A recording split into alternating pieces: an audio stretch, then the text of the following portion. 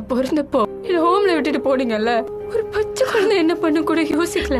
ஏன்னா நான் உங்க லைஃப்ல வேணான்னு நீங்க ஸ்ட்ராங்கா இருக்கீங்கல்ல.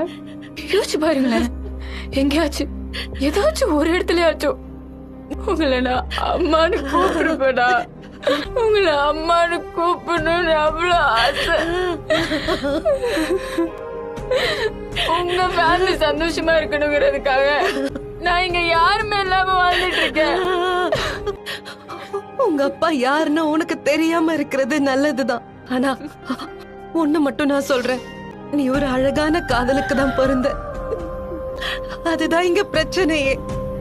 நீ வரும்போது நீ மட்டும் வரல, உன் கூட சேர்ந்து என் பாஸ்டும் வருது. அத நினைக்க கூடாதுன்னு தான் நான் இவ்வளவு நாளும் இப்படி இருந்தேன். ப்ளீஸ் ரீனா, நான் உன்னை கெஞ்சி கேட்டுக்கிறேன், எனக்கு இது எதுவுமே வேண்டாம்.